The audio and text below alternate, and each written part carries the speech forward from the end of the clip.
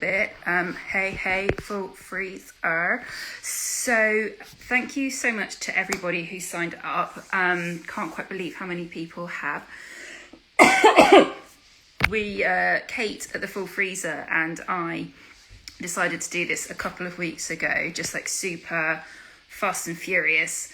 You know, we were feeling quite stressed about Christmas, about thinking about all like how lockdown things and rules might change, what we should buy now, what we'll keep, what won't keep. And because we're both quite, hi Joe, so it's when your friends join, you go, oh, good friends. That can be when the stress comes, because you don't know if you buy things now, are they going to be edible by the time Christmas comes, or if you've bought too much or not enough. And it's just like, if Christmas dinner shopping wasn't stressful enough, here we are in lockdown. Hey, Megan. So our friend Megan has been helping us out massively. She is a recent communications and sustainability graduate, so we love her very much. Thank you very much, Megan. So we're going to keep timings quite tight tonight. We are going to try to, Megan's going to collect your questions as we go along, and she's going to then just send them over to us on the WhatsApp, and we're going to reply to those maybe tomorrow. We've got a huge amount to get through, and we want to make sure that if your kids start vomiting or playing up or whatever, that we're still keeping to tight times. And anybody who knows me knows that by it gets, love you too, Megan, by the time it gets to 9:30, I am like 100%. It's like the talking motor is on, but the content isn't there. So this is amazing. You're all coming along and joining. Thank you so much, guys. So I'm just going to give you a tiny little background about me. My name is Anne Storr. I founded Store Cupboard a couple of years ago because I got really, really used to cooking thriftily. So my ex and I were quite young parents, and we were young, idealistic people living on the salaries of naive arts graduates and trying to bring up two small children with London childcare bills. It was fun. So I wanted to keep cooking. I wanted to cook home-cooked meals for my children, but I was really fortunate that I'd learned to cook a lot when I was growing up. And my ex was he didn't see the point why I was so obsessed about like following a recipe. He was like, you just cook food. Why are you making such a fuss? So I got really creative, and it was through this process of really, really having to use everything that I had at home. I had times when I can remember having to put back a second tin of tomatoes on the shelf in Sainsbury's because they'd gone up in price so much, and that's when tins of tomatoes were 40p in Sainsbury's. So yeah, you know, it wasn't fun. It was quite brutal. I used to pretend that I wanted long hair. I used to not buy my friends or my family wedding presents. It was pretty rubbish. So I know that for a lot of people, making food waste decisions doesn't really have an awful lot to do with sustainability. Sometimes it is just about making those pennies stretch further. So we want to help you. So please do type your questions. Megan's going to be collecting them, and it's all going to be lovely. Right. Hi Victoria. So I'm going to now attempt to get Kate to join me, Kate at the Full Freezer. Haven't done this throughout a group of people, so you're going to have to slightly bear with me. Oh yes, look, I got it right first time. Woohoo. So Kate we're going to talk freezing. Let me just get my questions up. Hello, gorgeous. Hello. Technology has not failed us. I have not failed the technology. Hello. What are you doing? Oh, hi, Clara. Do you like my attempt at festivity, guys? I'm sorry, I had to try and, I tried to make some sort of effort, but it's not my best attempt. But I never get them the same, so it's just my face. We've tried. Excellent.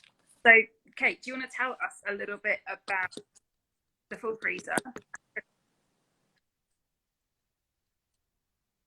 Yes, absolutely. So first, apologies because there's a bit of a delay. So if we're a bit offset, it's because I keep on, it keeps pausing.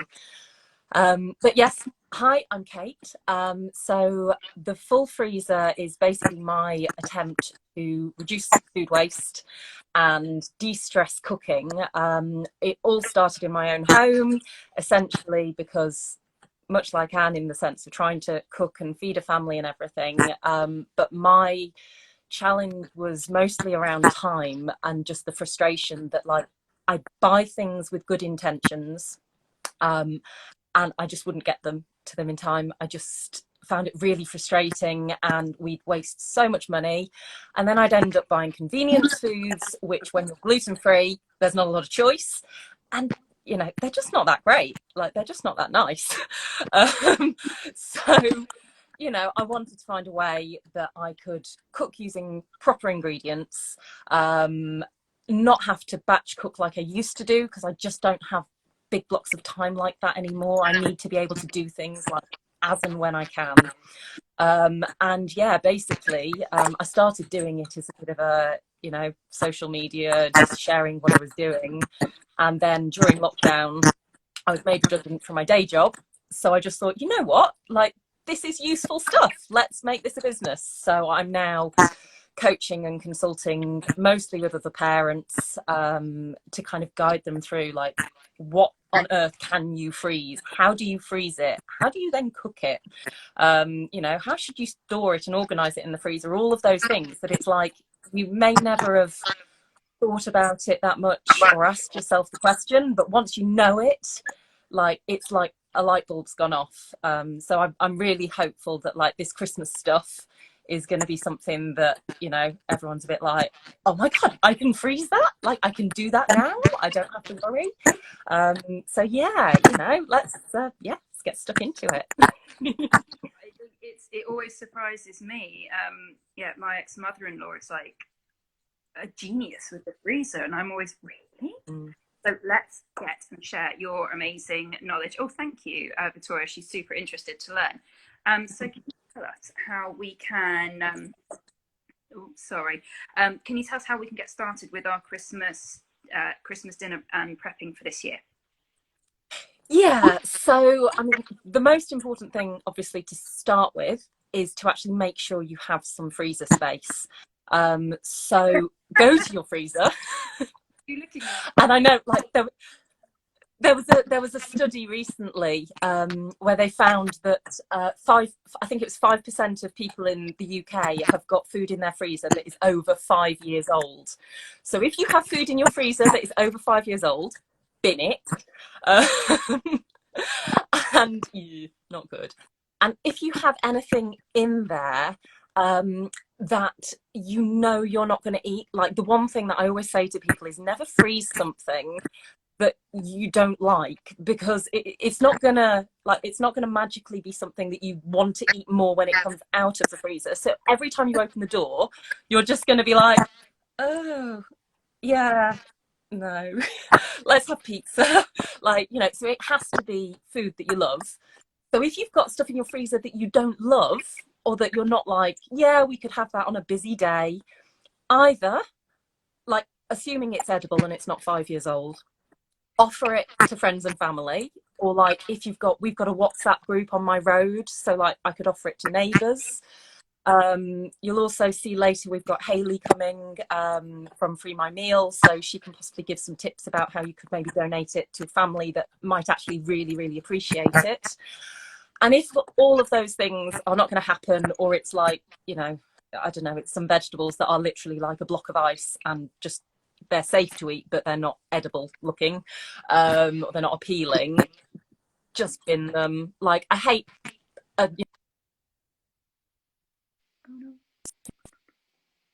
to eat and you're not going to eat. It is wasting absolute prime real estate. Like you need to just get rid of it.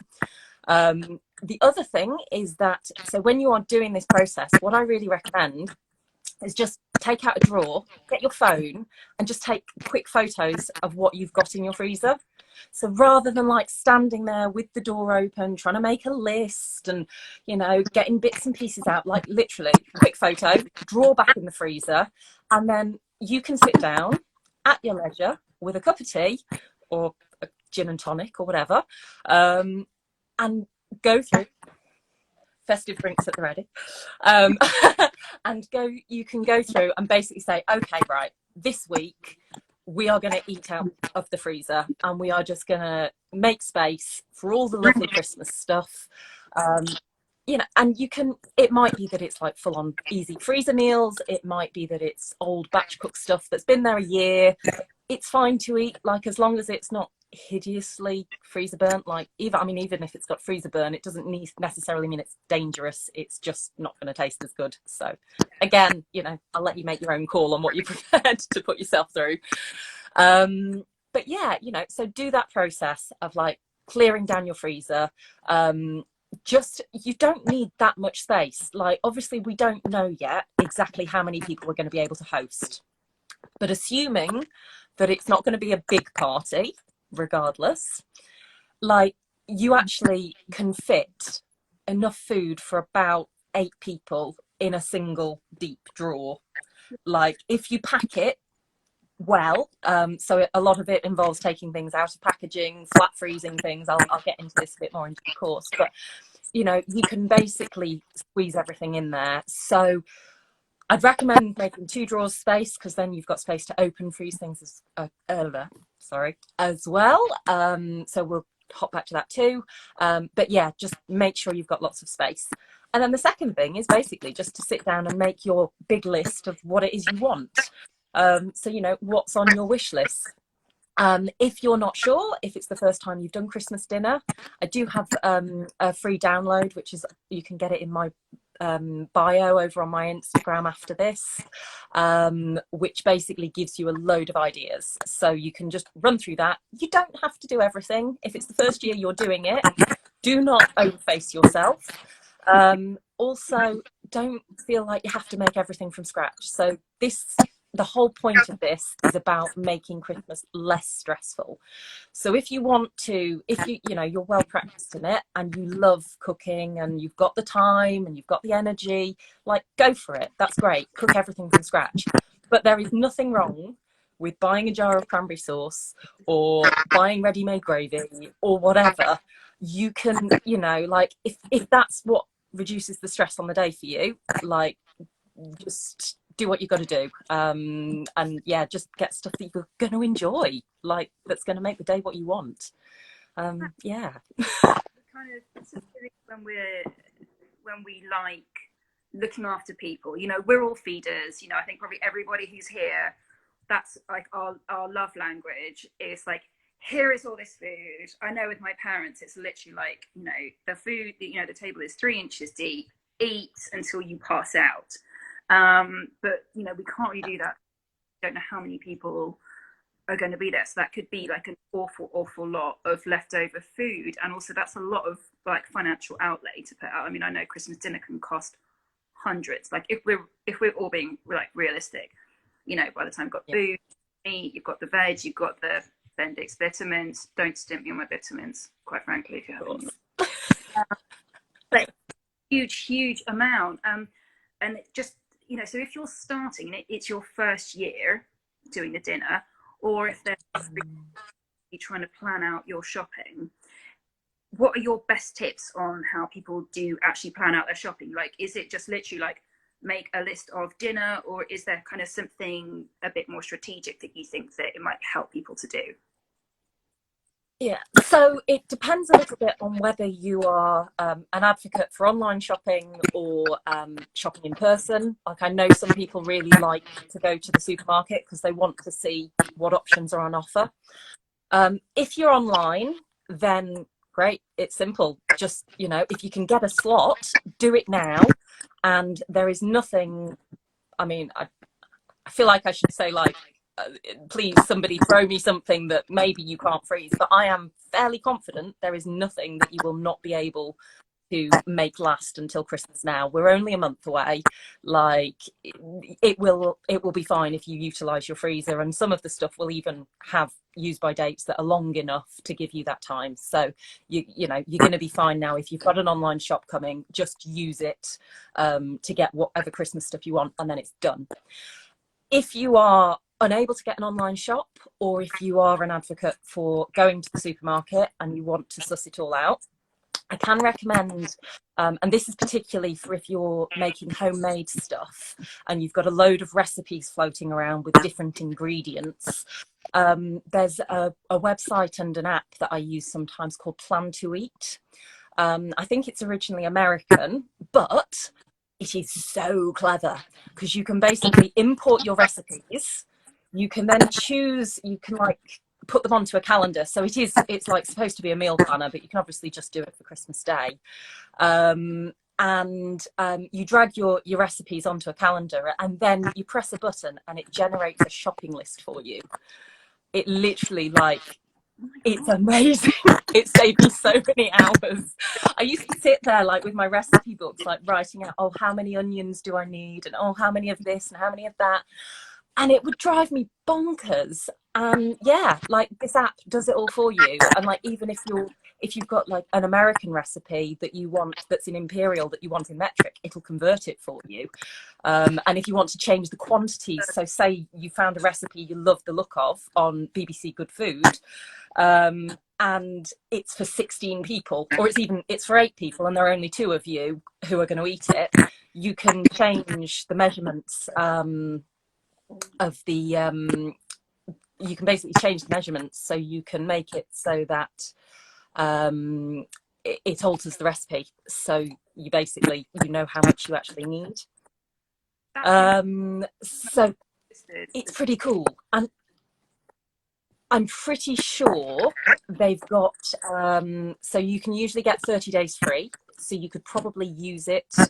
I'm just going to try plugging in my headphones because I'm hearing that there's feedback when I'm chatting. So let's try it like this and see if this is better. Sorry, technical. There we go. We'll see if this makes this better. So is that all right, Anne? You can still hear me? Sounds lovely and crispy and clear. Excellent. Fingers crossed. So yes, so Free My Meal, I believe you can get 30 days free. You don't have to put a credit card in or anything. So you can just try it and just use it for your Christmas dinner. If you like it, I believe they've got a 50% off sale in a couple of days. So it's just useful. If you do not like tech and you do not want to do that, then you can literally just make sure that when you organise your shopping list, you organise it so it's all grouped. So you've got all of your veggies together, you've got your meat and whatever, and just try and have a bit of a structure to the shopping list, just so that when you're going in, if you know your supermarket well enough, actually just trying to plan it so that it's like, okay, veggies are first and meat will be next and dairy will be next. If you can do that, makes it so much easier. So yeah, I think that would be sort of my top tips. And if you are somebody who just does lots of little shops and you just pick things up as and when, just start picking up one thing at a time. So just get some sprouts and then you can prep your sprouts and freeze them, and then they'll be ready to go on Christmas Day. And then another day you can prep, freeze something else, get your parsnips or whatever. So you can spread it out over the next month if you don't want to get everything in one go, and kind of have this mound of food that you've then obviously got to do something with. Yeah, absolutely. So would you, sorry, I'm not sure if there's a feedback coming from I'm not sure. So, yeah, it doesn't, the headphones didn't seem to be helping for me, so hang on. How is that? Is that any better?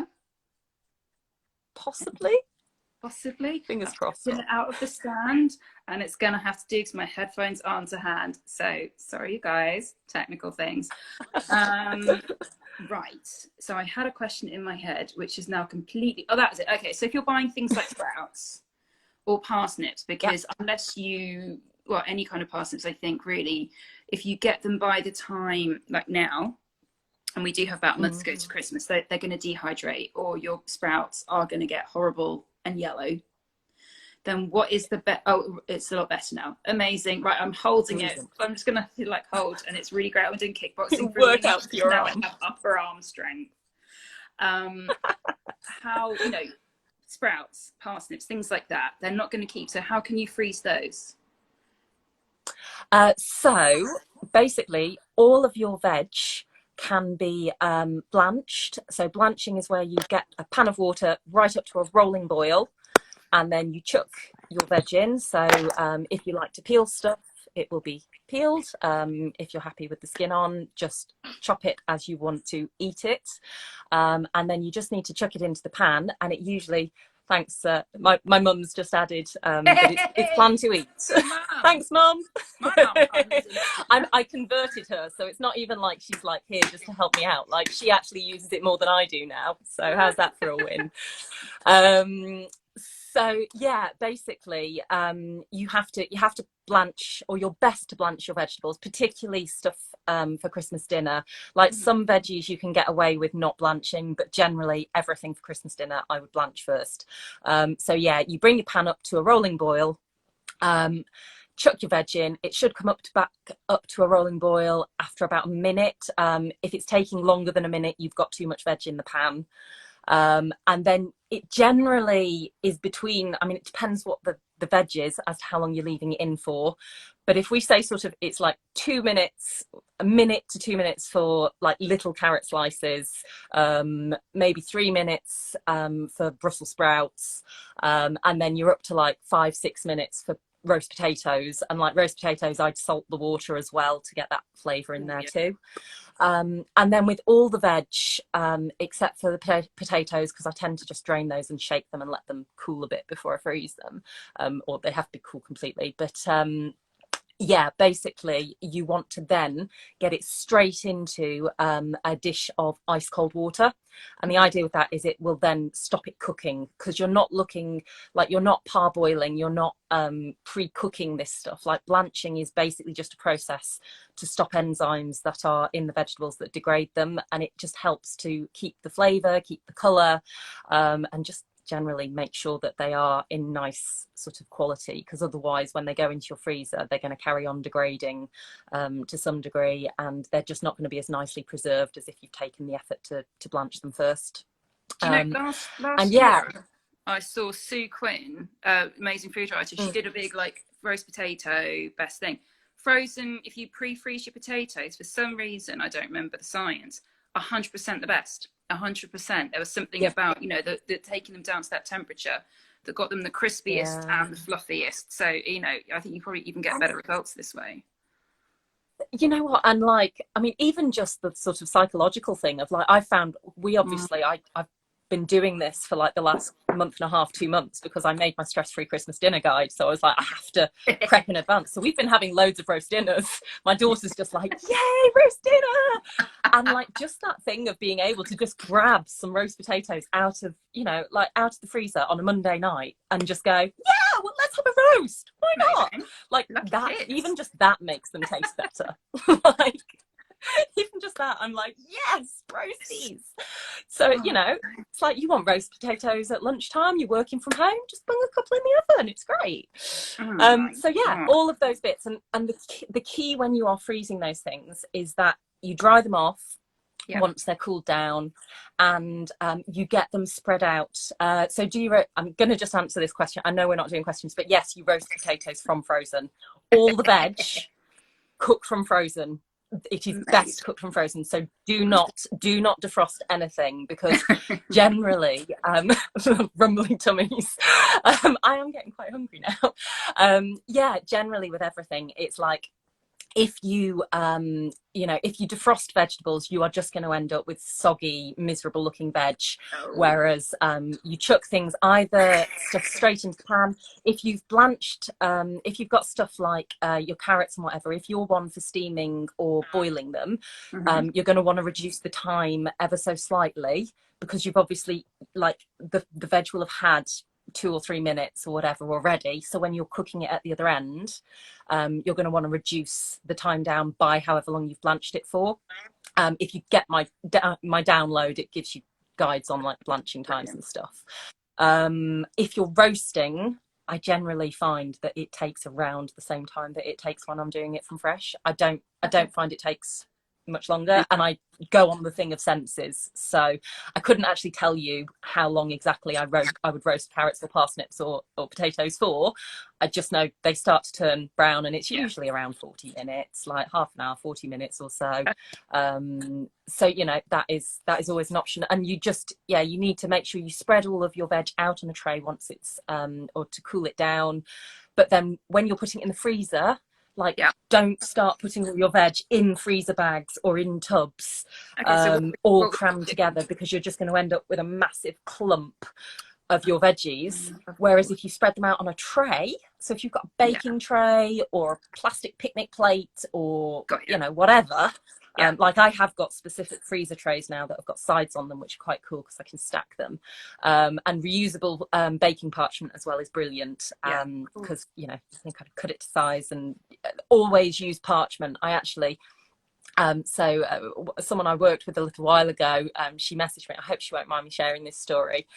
She said, I thought the other day I had a tin of sweet corn, and one of the things I share is like you can freeze half a tin of sweet corn if you've got some left over.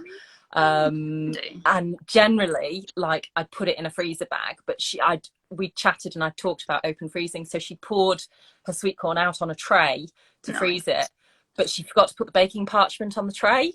So when she came to get it out of the freezer, she was like, oh no, she just got stacks of sweet corn stuck on a tray. It's like, oh no, freezer fail. But I've been there, I've done that. I've had strawberries like stuck to picnic plates. I think I only posted that like 3 days ago. It's like, oh, sometimes you just, you know, you can't be bothered to find the baking parchment. It's like, it always goes wrong if you do that. So yeah, essentially you just want to open freeze, make sure everything's frozen solid through. So it only takes like 2 hours, and then you can put it into your freezer bags and get everything, squeeze the air out, make sure your freezer bags are all labeled up just so you know when you froze it, and obviously you're going to know that it's sprouts or whatever, but still it's good practice. Well, I once thought I was defrosting a chicken curry and it was a vegetable soup. That was a very different lunchtime than I was expecting. I quite liked, I think Jen Gale from Sustainablist shared that she thought she was defrosting soup or something, and it turned out it was mango sorbet. Like, oh no. So everything. The only other thing I'd say on the on the freezing front as well, like, if you're I love that, eating frozen cookies, nice. Cooked, but yes. So I would say as well, if you are cooking things, so like if you're doing some homemade stuff, so like if you've got nut roast or like I love a parsnip roulade. If you haven't seen Delia Smith's parsnip roulade, it is epic. Not. Oh, you have to check that out, it's amazing. But basically, if you're doing stuff like that, where you would usually be doing it, and there might be like 8 of you eating it, and you're not sure if there's going to be 8 or there's going to be 2 or whatever, chop it up before you freeze it. So then on Christmas Day, you can just take out what you need. You don't have to cook the whole of whatever it is. And if you've got something like a nut roast, it might be that, you know, if you've got smaller dishes, single portion dishes, you could freeze it in. If you've got ones that are like oven safe, but you don't want to leave them in the freezer, you can line your dish with heavy duty foil, freeze it in the foil, and then you're going to be able to lift it out once it's solid. You can lift it, wrap it, write on it with a Sharpie what it is.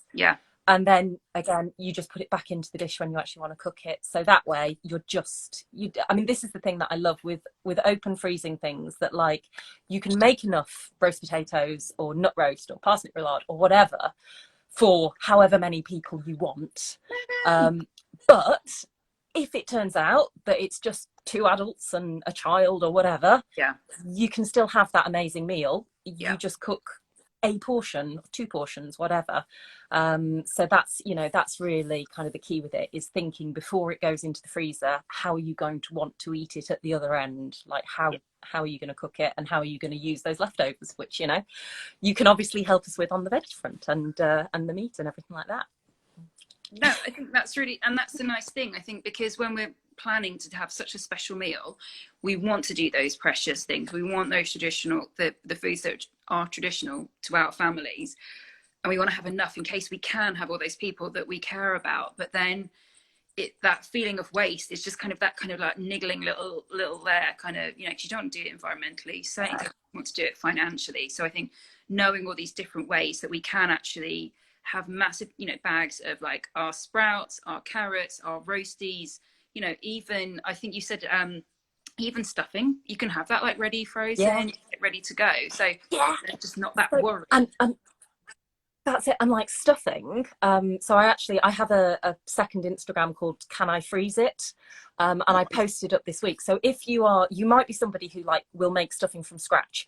I personally am not, but I do really like having stuffing, and I'm not like I like the shop bought ones, but obviously like shop bought again. If you're buying and freezing like a shop bought ready made stuffing, cut it up before you freeze it, because then you can just take out however many portions.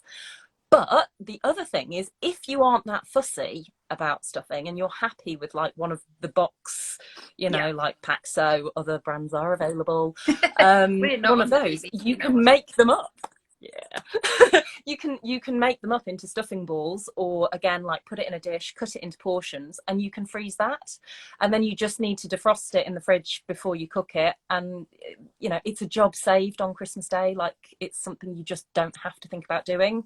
And I just love being able to just have, because I don't want that much stuffing, I don't want a whole box, so just being able to have a little bit, I think is quite, yeah, that's one of my Just needs a favorite little. things that I was like, yay. Amazing. So we've only got a couple of minutes left, and I'm just going to say, so everybody, what we're going to be doing is, because we only get an hour and this is a 2-hour event, we're going to end this Instagram live in a couple of minutes and then come back on, so that it also means that we can save these for anybody who kind of can only come in for a little bit or who misses it tonight. So do come back and join us back again. We haven't left you. This was not false advertising. But we've only got a couple of minutes left. But what are your top tips, Kate, to avoid food waste at Christmas? So I think, the biggest thing is kind of what I've said in terms of preparing things in the way that you're going to want to use them at the other end, and making sure stuff's cut into portions before you freeze it and everything.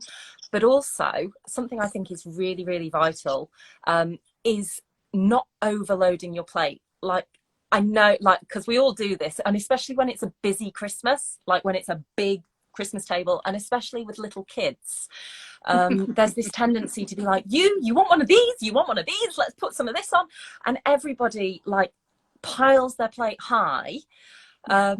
Whereas if we can kind of find a bit of a negotiation at the start of the meal, with everyone around the table, because there may not, there's not going to be that many of us this year, so it's a bit more feasible to do, is to just kind of, just take some to start with. And the kids thing particularly, of, don't be tempted to load your kids' plate up with stacks of loads of different foods that they're not going to eat. Or that, like, if they just want roast potatoes and chicken, but you want them to have some veggies, just give them like It's one of Christmas. each thing. Don't, because it's just like, that is food that is literally going to get scraped off into the bin if your kids aren't into it. So yeah, I think just that thing of like having the food in the middle, serving yourself like a modest amount to start with, and everybody knowing that like we can go back for more, and agreeing that like everyone at the table will check with everyone else before they take the last of anything or whatever. Because I know that like I've been to other people's houses and I eat slower than everyone else, so I'd end up loading my plate because I was scared that it's like everyone's going to finish before me and they're going to have leftovers, and I'm not going to get seconds. And it's like, no, it's okay, like let's just think this through. So Yeah. I think as long as you all are on the same page, that you're all just going to take a modest amount, and then have seconds if you want seconds. But yeah, the kids thing especially, don't overface them, because it is a waste of good food. Like, this is nice food. That was awful. I was going to say, let's not waste it on the children. No, but it's plate waste though, isn't it? And quite frankly, But I said this about one of my brothers once. They're going to eat crisps. They're going to eat chocolate all day. If they have a couple of vegetables, a little bit of meat, if it's a meat household, great. But they're not going to die of, rickets, are they?